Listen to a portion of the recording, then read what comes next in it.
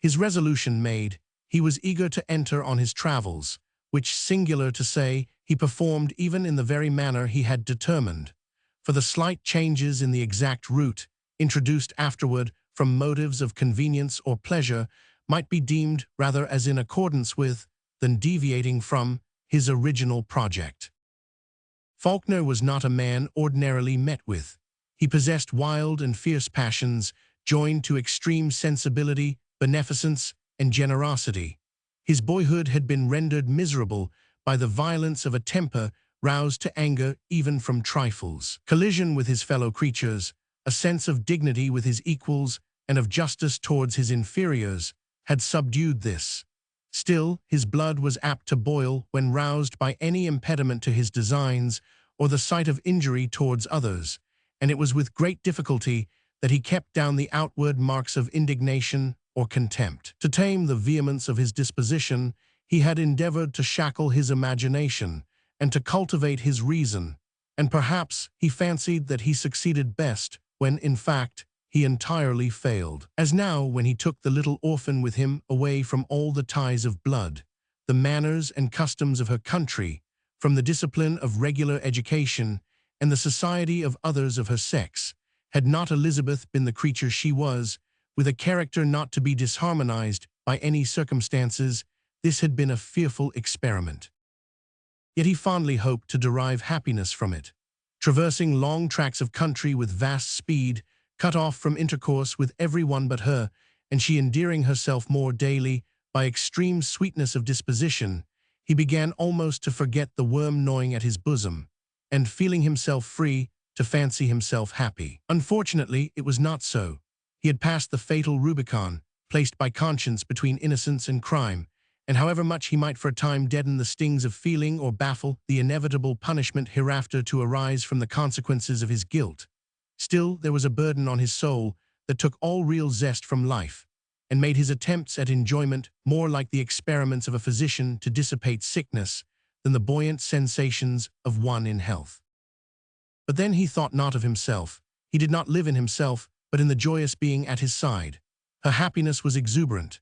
She might be compared to an exotic, lately pinched, and drooping from the effects of the wintry air, transported back, in the first opening of a balmy southern spring, to its native clime. The young and tender green leaves unfolded themselves in the pleasant air, blossoms appeared among the foliage, and sweet fruit might be anticipated. Nor was it only the kindness of her protector that endeared him to her. Much of the warm sentiment of affection arose from their singular modes of life. Had they continued at a fixed residence, in town or country in a civilized land, Elizabeth had seen her guardian at stated periods, have now and then taken a walk with him, or gambled in the garden at his side, while for the chief part, their occupation and pursuits being different, they had been little together. As it was, they were never apart, side by side in a traveling carriage, now arriving, now departing, now visiting the objects worthy of observation in various cities. They shared in all the pleasures and pains of travel, and each incident called forth her sense of dependence and his desire to protect, or, changing places, even at that early age, she soothed his impatience, while he was beguiled of his irritability by her cheerful voice and smiling face. In all this, Elizabeth felt most strongly the tie that bound them. Sometimes benighted, sometimes delayed by swollen rivers, reduced to bear together the miseries of a bad inn, or, at times, of no inn at all, sometimes in danger, often worn by fatigue, Elizabeth found in her adopted parent a shelter, a support, and a preserver. Creeping close to him, her little hand clasped in his, or carried in his arms, she feared nothing, because he was there. During storms at sea, he had placed his own person between her and the bitter violence of the wind, and had often exposed himself to the inclemency of the weather to cover her and save her from wet and cold. At all times he was on the alert to assist, and his assistance was like the coming of a superior being, sufficient to save her from harm and inspire her with courage. Such circumstances had, perhaps, made a slight impression on many children, but Elizabeth had senses and sensibilities so delicately strung as to be true to the slightest touch of harmony. She had not forgotten the time when, neglected and almost in rags, she only heard the voice of complaint or chiding, when she crept alone over the sands to her mother's grave, and did a tempest overtake her, there was none to shield or be of comfort. She remembered little accidents that had at times befallen her, which, to her infantine feelings, seemed mighty dangers. But there had been none, as now, to pluck her from peril and ensure her safety. She recollected when, on one occasion, a thunderstorm had overtaken her in the churchyard. When hurrying home, her foot slipped, as she attempted to descend the wet path of the cliff. Frightened, she clambered up again, and returning home by the upper road had lost her way and found night darkening round her, wet, tired, and shivering with fear and cold. And then on her return her welcome had been a scolding, well-meant perhaps, but vulgar, loud, and painful, and now the contrast. Her wishes guessed, her thoughts divined, ready succor and perpetual vigilance were forever close at hand, and all this accompanied by a gentleness, kindness, and even by a respect, which the ardent yet refined feelings of her protector readily bestowed. Thus a physical gratitude, so to speak, sprung up in her child's heart, a precursor to the sense of moral obligation to be developed in after years. Every hour added strength to her affection, and habit generated fidelity, and an attachment not to be shaken by any circumstances. Nor was kindness from him the only tie between them. Elizabeth discerned his sadness and tried to cheer his gloom. Now and then the fierceness of his temper broke forth towards others, but she was never terrified and grieved for the object of his indignation, or if she felt it to be unjust, she pleaded the cause of the injured, and by her caresses brought him back to himself. She early learned the power she had over him, and loved him the more fondly on that account. Thus there existed a perpetual interchange of benefit, of watchful care, of mutual forbearance, of tender pity and thankfulness. If all this seems beyond the orphan's years, it must be remembered that peculiar circumstances develop peculiar faculties, and that, besides, what is latent does not the less exist on that account. Elizabeth could not have expressed, and was, indeed, unconscious of the train of feeling here narrated. It was the microcosm of a plant folded up in its germ. Sometimes looking at a green, unformed bud, we wonder why a particular texture of leaves must inevitably spring from it, and why another sort of plant should not shoot out from the dark stem. But, as the tiny leaflet uncloses, it is there in all its peculiarity, and endowed with all the especial qualities of its kind. Thus with Elizabeth, however, in the thoughtlessness and inexperience of childhood, small outward show was made of the inner sense, yet in her heart, tenderness, fidelity, and unshaken truth were folded up, to be developed as her mind gained ideas, and sensation gradually verged into sentiment. The course of years, also, is included in this sketch. She was 6 years old when she left Paris. She was nearly 10 when, after many wanderings and a vast tract of country overpassed, they arrived at Odessa. There had always been a singular mixture of childishness and reflection in her, and this continued even now. As far as her own pleasures were concerned, she might be thought behind her age. To chase a butterfly, to hunt for a flower, to play with a favorite animal, to listen with eagerness to the wildest fairy tales, such were her pleasures. But there was something more as she watched. The turns of countenance in him she named her father, adapted herself to his gloomy or communicative mood, pressed near him when she thought he was annoyed, and restrained every appearance of discomfort when he was distressed by her being exposed to fatigue or the inclement sky.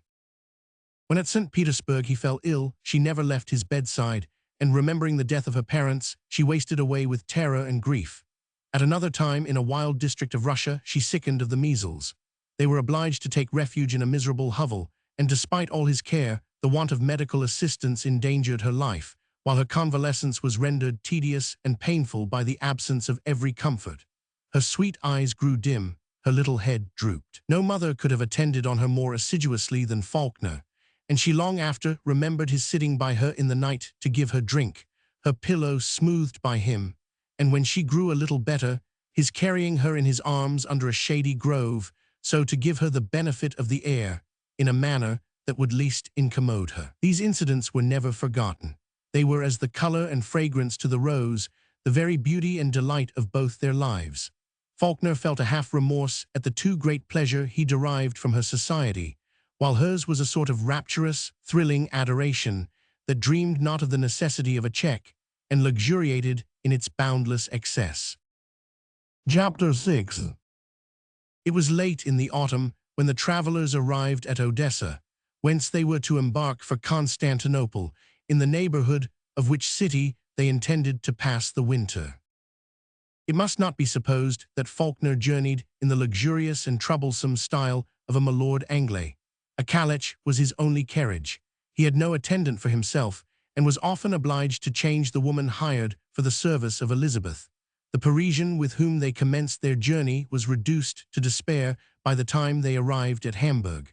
The German who replaced her was dismissed at Stockholm. The Swede next hired became homesick at Moscow, and they arrived at Odessa without any servant. Falkner scarcely knew what to do, being quite tired of the exactions, caprices, and repinings of each expatriated menial.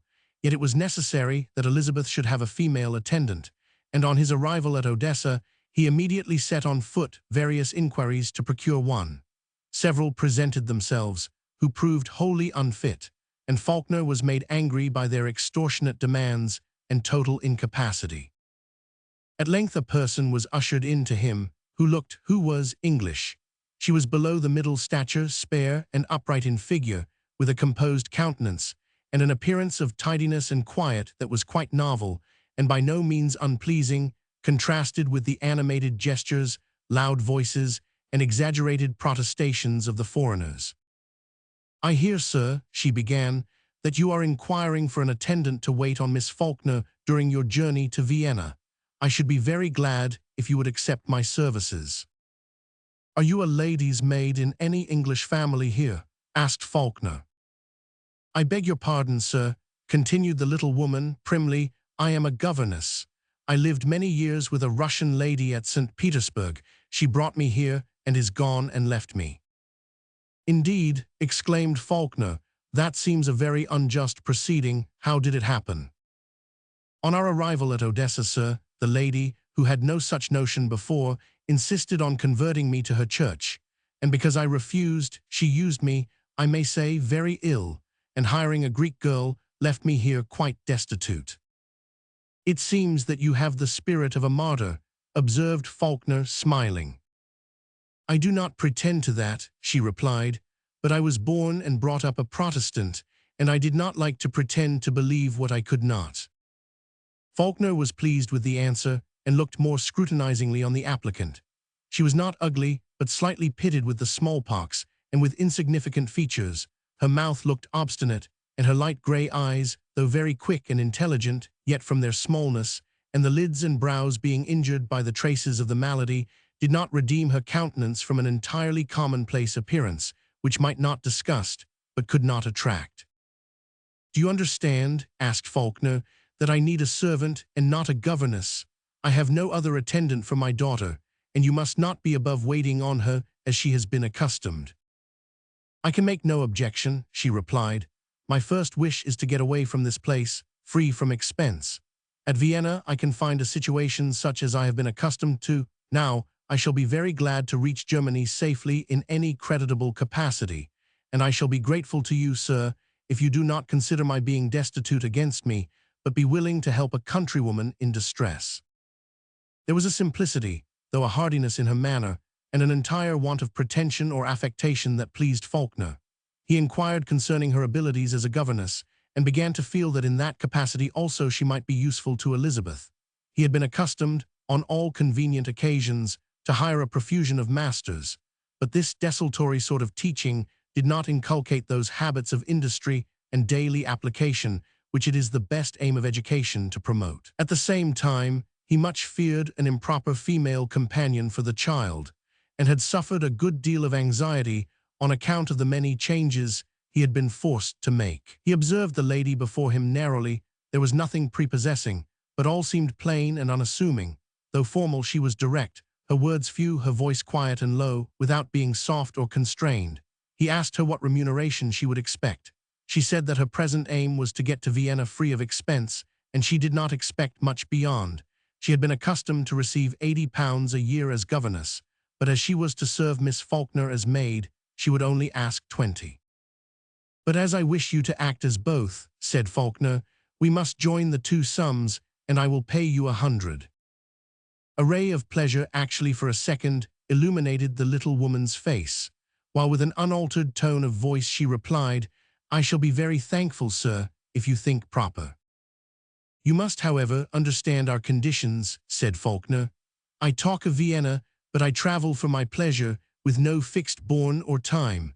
I am not going direct to Germany. I spend the winter at Constantinople. It may be that I shall linger in those parts. It may be that from Greece I shall cross to Italy. You must not insist on my taking you to Vienna. It is enough for your purpose, I suppose, if you reach a civilized part of the world and are comfortably situated, till you find some other family going whither you desire. She was acquiescent. She insisted, however, with much formality, that he should make inquiries concerning her from several respectable families at Odessa. Otherwise, she said, he could not fitly recommend her to any other situation. Falkner complied. Everyone spoke of her in high terms, lauding her integrity and kindness of heart. Miss Jervis is the best creature in the world, said the wife of the French consul, only she is English to the core, so precise and formal and silent and quiet and cold. Nothing can persuade her to do what she does not think right.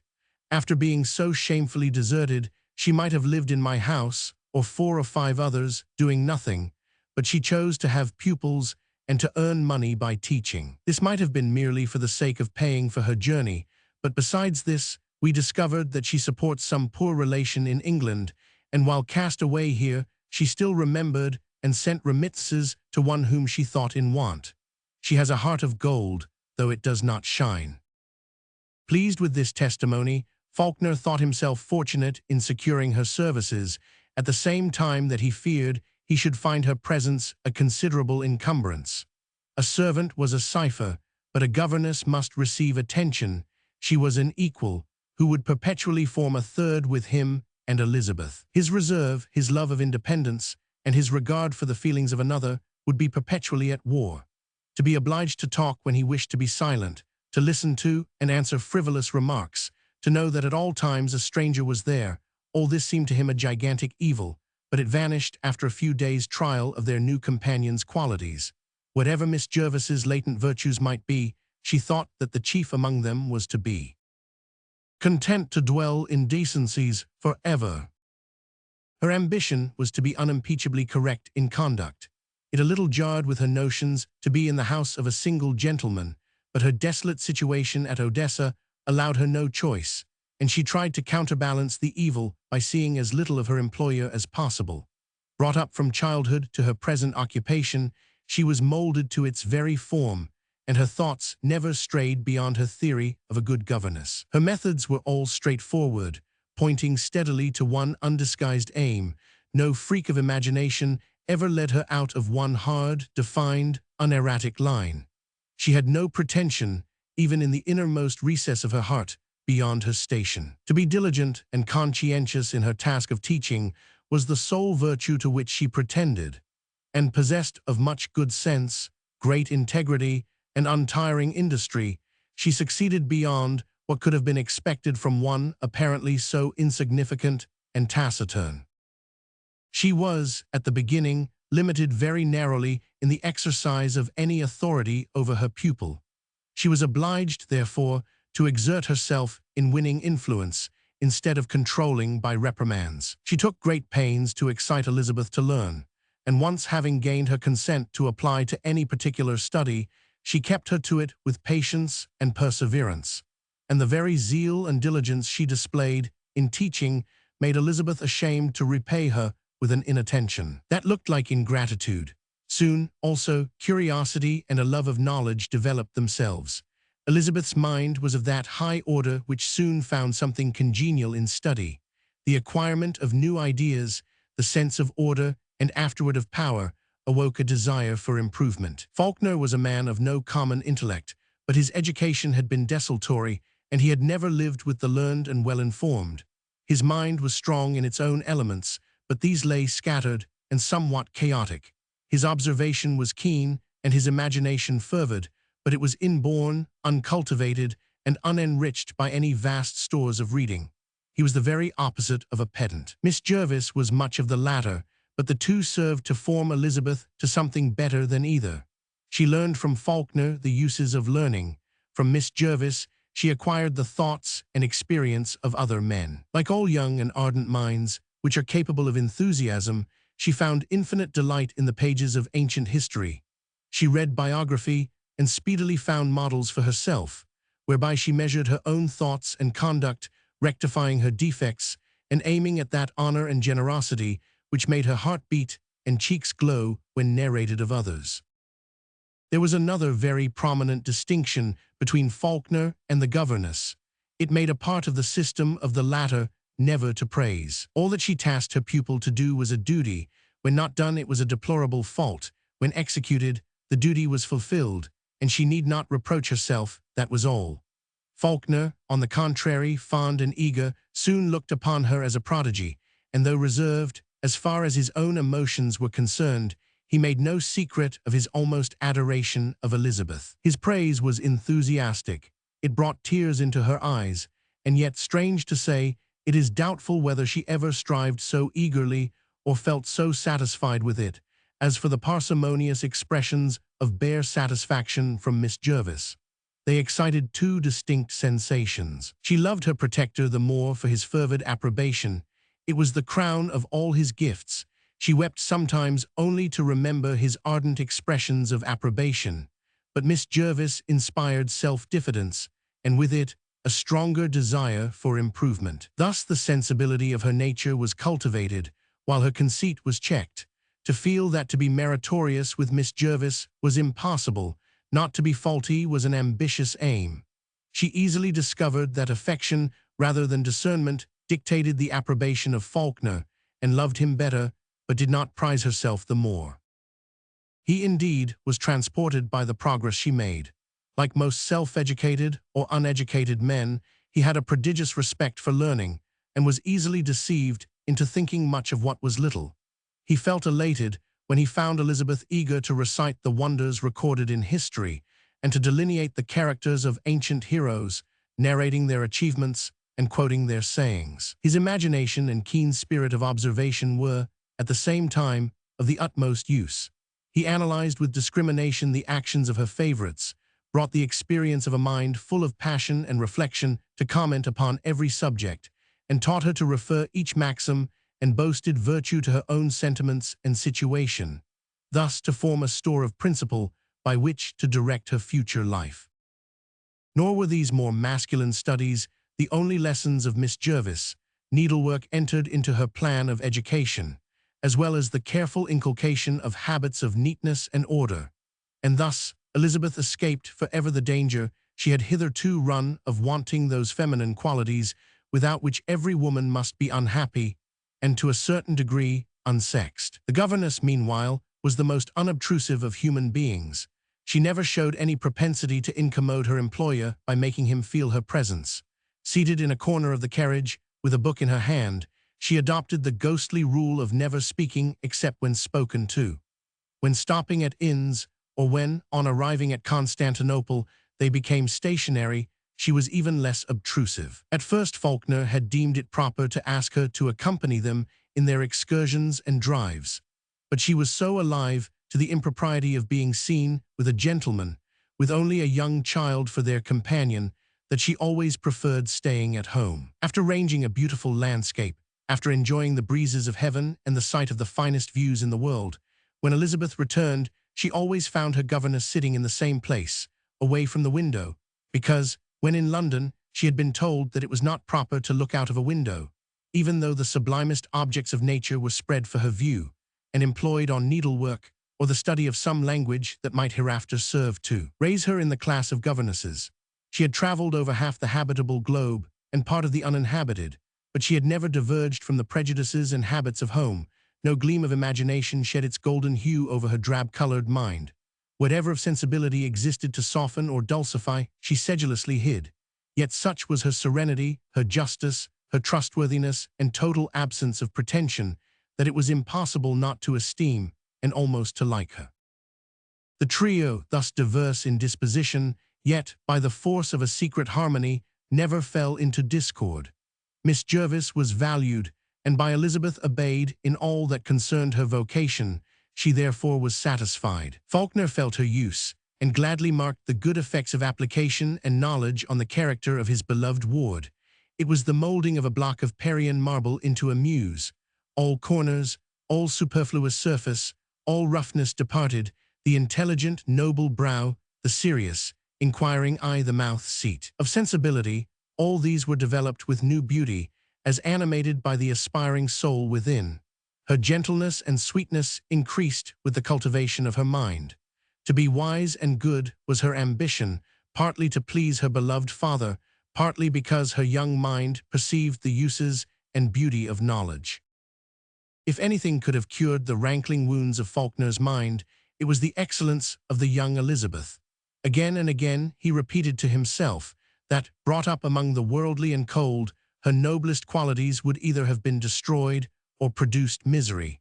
In contributing to her happiness and goodness, he hoped to make some atonement for the past. There were many periods when remorse and regret and self-abhorrence held powerful sway over him. He was, indeed, during the larger portion of his time, in the fullest sense of the word, miserable. Yet there were gleams of sunshine he had never hoped to experience again, and he readily gave way to this relief, while he hoped that the worst of his pains were over. In this idea he was egregiously mistaken. He was allowed to repose for a few years, but the cry of blood was yet unanswered, the evil he had committed unatoned. Though they did not approach him, the consequences of his crime were full of venom and bitterness to others, and unawares and unexpectedly he was brought to view and feel the wretchedness of which he was the sole author. Chapter 7. 3 more years passed thus over the head of the young Elizabeth, when during the warm summer months the wanderers established themselves for a season at Baden. They had hitherto lived in great seclusion, and Falkner continued to do so, but he was not sorry to find his adopted child noticed and courted by various noble ladies who were charmed by the pure complexion, the golden hair, and spirited, though gentle, manners of the young English girl. Elizabeth's characteristic was an enthusiastic affectionateness. Every little act of kindness that she received excited her gratitude. She felt as if she never could, though she would constantly endeavor, repay the vast debt she owed her benefactor. She loved to repass in her mind those sad days when, under the care of the sordid Mrs. Baker, she ran every hazard of incurring the worst evils of poverty, ignorance, and blunted sensibility. She had preserved her little well-worn shoes, full of holes, and slipping from her feet, as a sort of record of her neglected situation.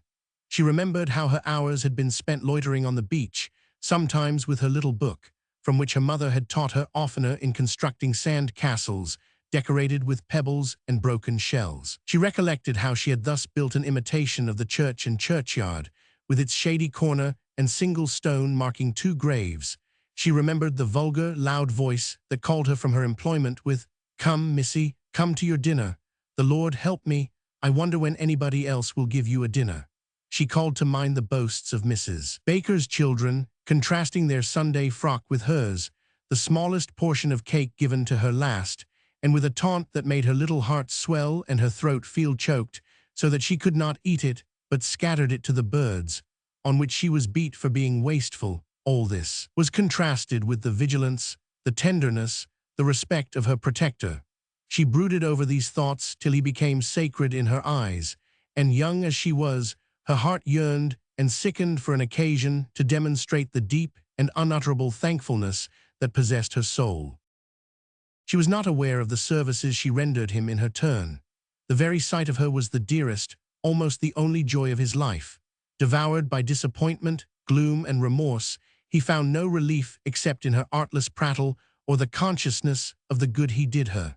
She perceived this, and was ever on the alert to watch his mood, and to try by every art to awaken complacent feelings. She did not know, it is true, the cause of his sufferings, the fatal memories that haunted him in the silence of night, and threw a dusky veil over the radiance of day. She did not see the fair, reproachful figure that was often before him to startle and appall. She did not hear the shrieks that rung in his ears, nor behold her floating away, lifeless, on the turbid waves, who but a little before had stood in all the glow of life and beauty before him. All these agonizing images haunted silently his miserable soul, and Elizabeth could only see the shadow they cast over him and strive to dissipate it. When she could perceive the dark hour passing off, chased away by her endeavors, she felt proud and happy. And when he told her that she had saved his life, and was his only tie to it, that she alone prevented his perishing miserably or lingering in anguish and despair, her fond heart swelled with rapture, and what soul-felt vows she made to remain forever beside him and pay back to the last the incalculable debt she owed.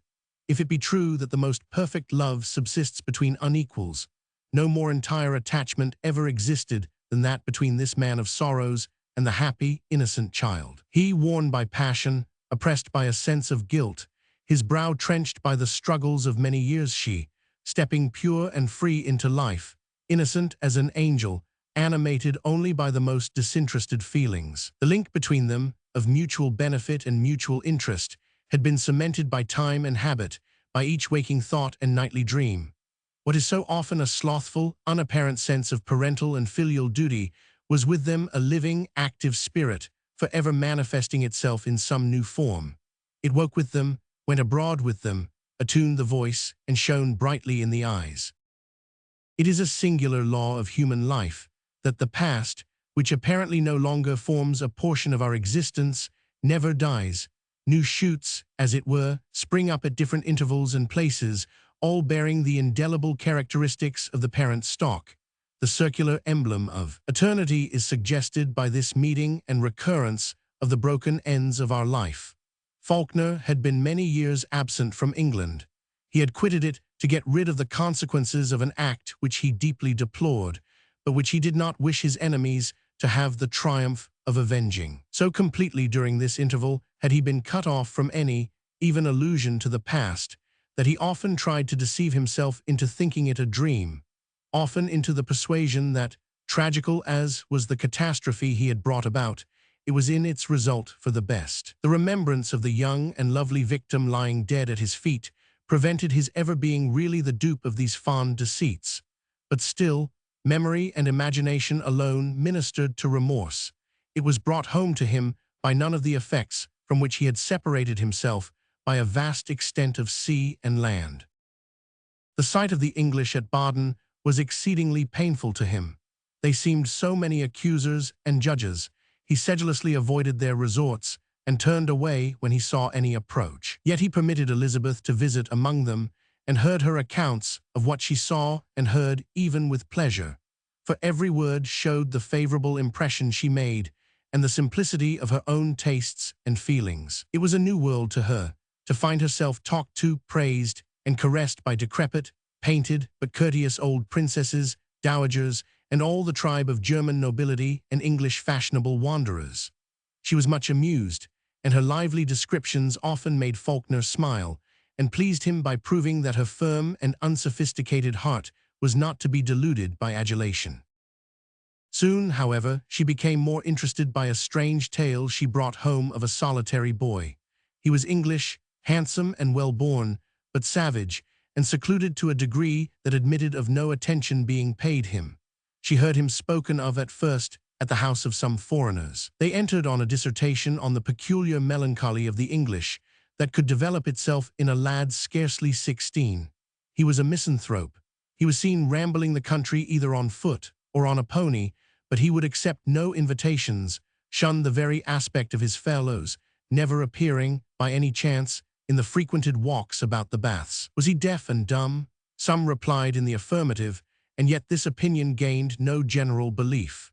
Elizabeth once saw him at a little distance, seated under a wide-spreading tree in a little dell. To her, he seemed more handsome than anything she had ever seen, and more sad. One day she was in company with a gentleman, who she was told was his father, a man somewhat advanced in years, of a stern, saturnine aspect, whose smile was a sneer, and who spoke of his only child, calling him that unhappy boy, in a tone that bespoke rather contempt than commiseration.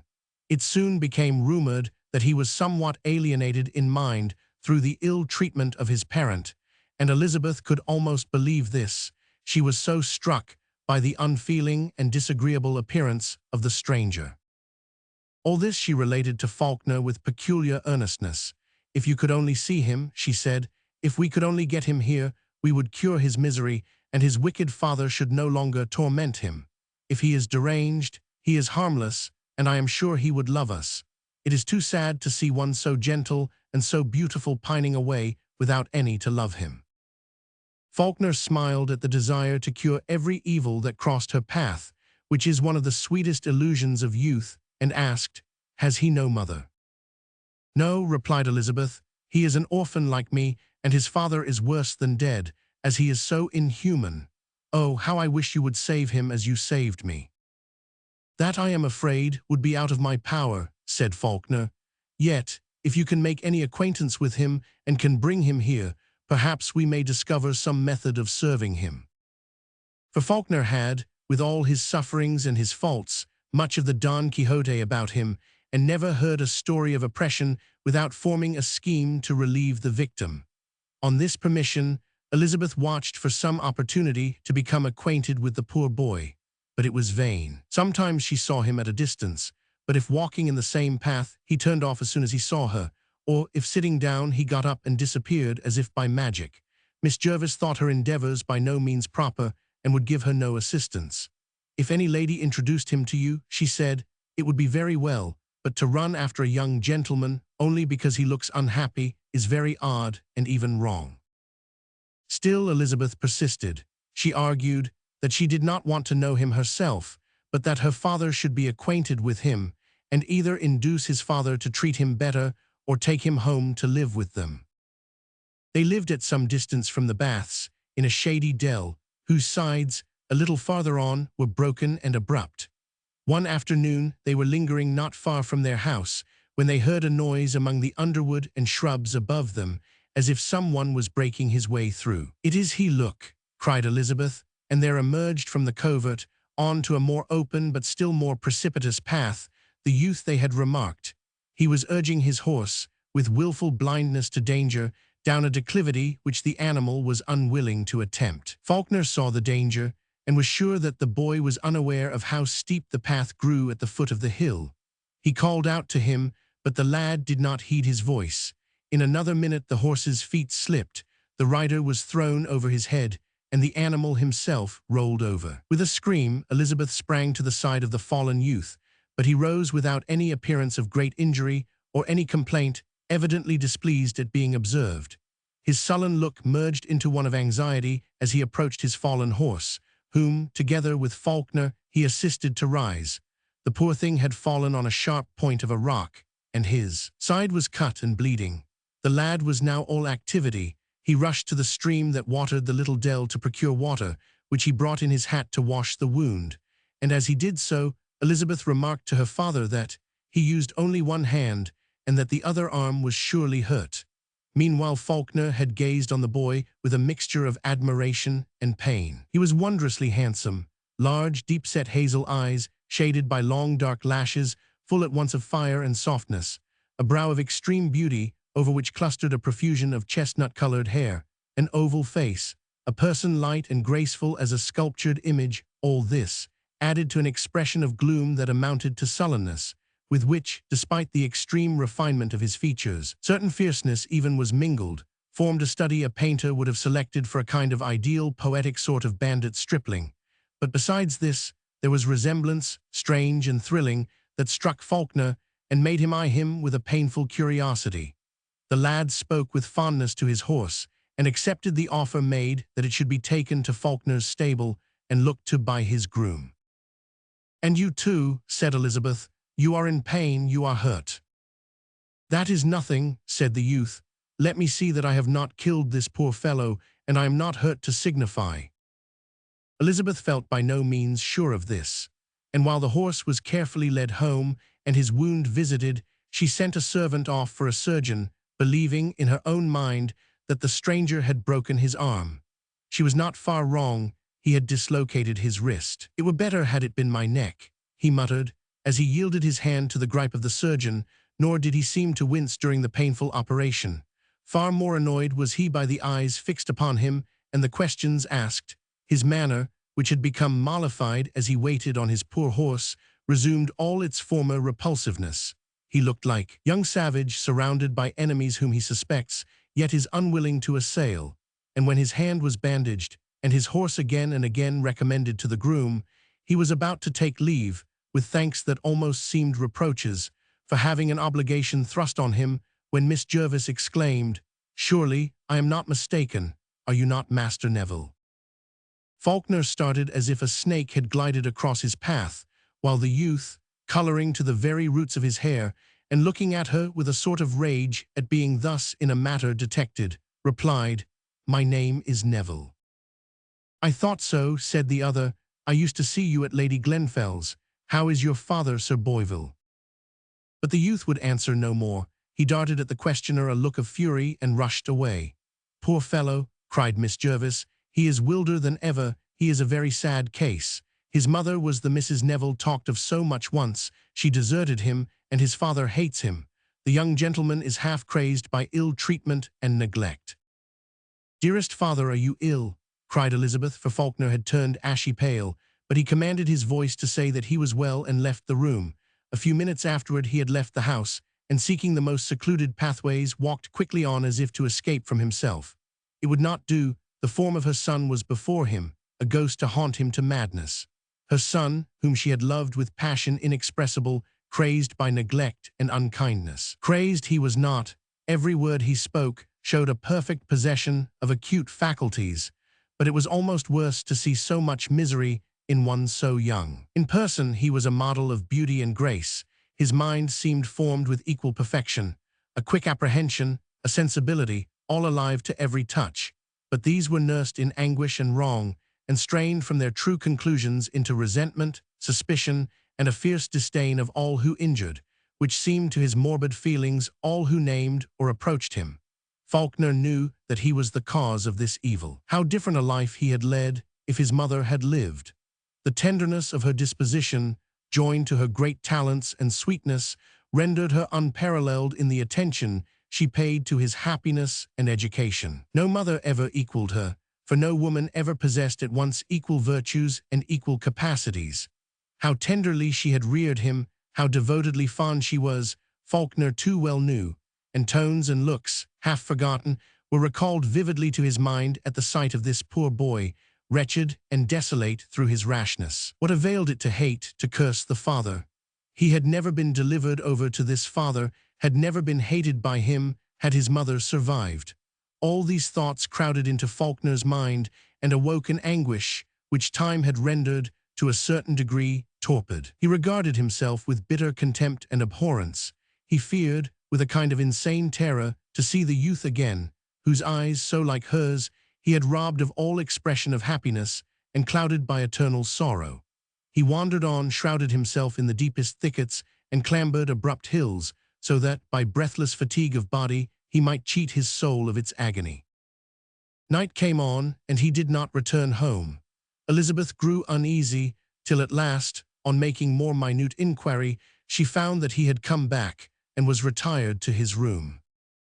It was the custom of Falkner to ride every morning with his daughter soon after sunrise, and on the morrow, Elizabeth had just equipped herself, her thoughts full of the handsome boy, whose humanity to his horse, combined with fortitude in enduring great personal pain, rendered far more interesting than ever. She felt sure that, having once commenced, their acquaintance would go on, and that his savage shyness would be conquered by her father's kindness.